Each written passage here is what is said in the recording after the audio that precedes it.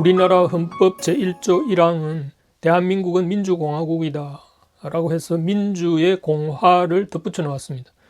말하자면 국가의 정체를 민주와 공화라는 두 축으로 설정한 건데요. 우리가 보통 민주라는 것은 잘 알고 있습니다. 민주는 국민이 주인이다 하는 생각이죠. 그러니까 주권이 국민에게 있다는 주권 재민 사상입니다. 그래서 국민이 직접 투표를 통해 사람을 뽑고 또 의사결정을 다수결로 하는 것 등이 대표적인 민주 방식이죠. 그러면 공화라는 것은 무엇입니까? 이것을 우리는 막연하게 삼권 분립 제도라는 것이 공화적 형태라는 의미로 이해하고 있는데요. 그러니까 중세기에서 근대로 넘어올 때 대부분 근대적 자유민주주의를 채택한 나라들은 입법, 사법, 행정이란 국가의 세 기둥을 국가 체제의 근간으로 삼지 않았습니까? 말하자면 삼권 분립이라는 것은 독재의 권력을 방지하기 위해 권력을 분산해 놓은 제도인데 이것을 공화주의로 이해하는 분들이 많습니다. 물론 큰 틀에서 보면 맞는 말이긴 한데요. 그러나 이런 권력의 견제와 균형을 도모하는 정치 제도를 공화주의라는 말로 네이밍한 것은 그 외적인 표현일 뿐이고 이 말 속에 들어있는 내적인 실제 내용을 우리가 잘 이해할 필요가 있습니다. 쉬운 예를 들어서 말하자면 이런 겁니다. 이를테면 입법부의 국회는 국민들이 선출한 권력이지만 사법부는 투표로 선출한 권력이 아닙니다. 말하자면 국회의원은 국민들이 투표로 뽑지만 판사들은 국민들이 투표로 뽑지 않죠. 그래서 간혹 국회의원들이 어떤 사건에 연루되어서 재판을 받을 때 가끔 자신들에게 불리한 판결이 나오면 판사들을 비난하면서 이런 말을 하는 경우가 있습니다. 어떻게 선출되지 않은 권력이 국민의 뜻으로 선출된 사람을 함부로 감히 판단하느냐고요. 그러나 사법부의 권력을 투표로 뽑지 않는 이유가 있습니다. 그것은 사법부는 법의 지배를 받는 권력이기 때문이죠. 판사는 법과 원칙으로 판결함으로써 그 권력을 행사해야지 여론이나 다수결에 좌우되어서는 안 되니까요. 생각해 보십시오. 1 더하기 1이 2라는 수학 법칙을 무시하고 국민들이 다수결로 3이라고 결정한다고 1 더하기 1이 3이 됩니까? 물론 이런 수학 법칙을 다수결로 결정하는 이런 현실적인 사례가 아니고 그래서 누구도 이런 과학적 법칙을 투표로 결정할 생각은 하지 않겠지만 그 과거에 실제로 현실적으로 일어난 사례를 하나만 들어보면 이런 겁니다. 예전에 노무현 대통령 시절에 우리나라 수도를 서울에서 충청권으로 옮기기 위해서 당시 선출 권력인 입법부에서 특별법을 제정한 적이 있었는데요. 그런데 사법부인 헌법재판소에서 위헌 결정을 한 사례가 있습니다.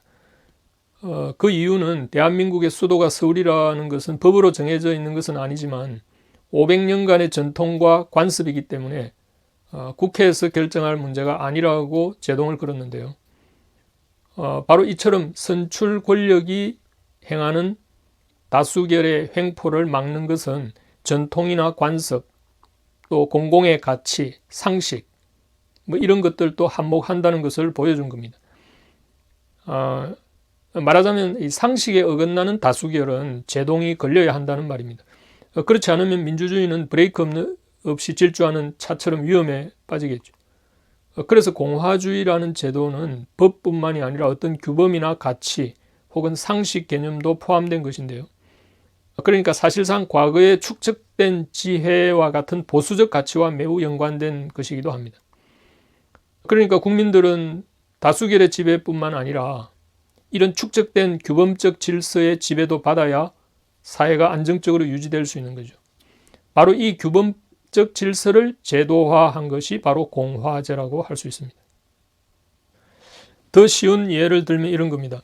만약 우리나라에서 국민투표로 불교를 국교로 정하거나 혹은 선출된 권력인 국회에서 불교를 국교로 하는 법을 통과시킨다면 아마도 타 종교 신자들이 당장 헌법 소원을 제기할 겁니다. 왜냐하면 우리 헌법에는 양심과 사상, 종교의 자유가 있다고 규정되어 있기 때문에 선출된 입법부에서 다수결에 의해서 결정한 법이라도 사법부에서는 거부할 공산이 큽니다. 그러니 국민주권이라는 다수결을 기초로 하는 민주주의라도 반드시 이런 법치와 규범, 또 상식과 양심이라는 공화적 가치와 함께 가야 한다는 것을 알 수 있습니다. 만약 이런 전통적 사회 규범이나 질서를 무시하고 다수결로만 모든 판결이 이루어진다면 인민재판이 되는 거죠. 말하자면 다수결이란 주권 재민 사상을 강조하는 민주주의만으로는 권력이 남용될 수 있기 때문에 여기에 더해서 다수결이 아닌 법의 지배를 동시에 받아야 하는 것이 바로 공화주의적 가치 속에 내포되어 있습니다.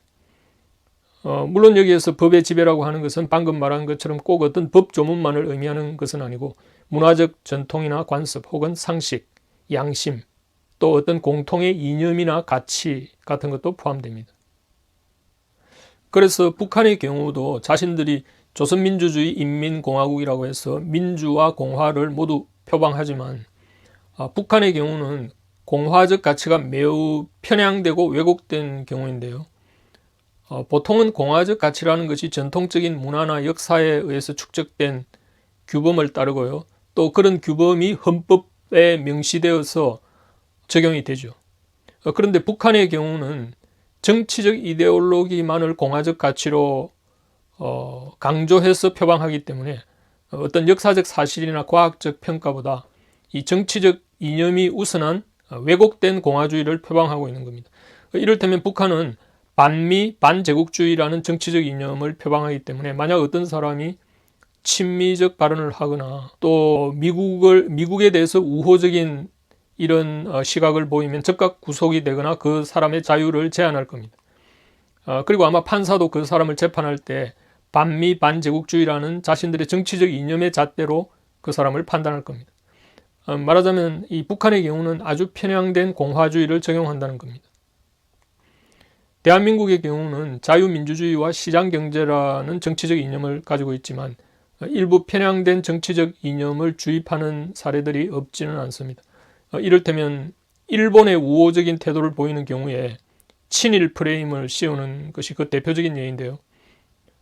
그래서 지난 박근혜 정부 시절 일제시대 위안부 문제나 징용공 문제를 과거 1965년 한일협정을 근거로 타결의 실마리를 풀었지만 문재인 정권이 들어서면서 사법부가 그것을 뒤집은 사례가 바로 그런 예이기도 하죠.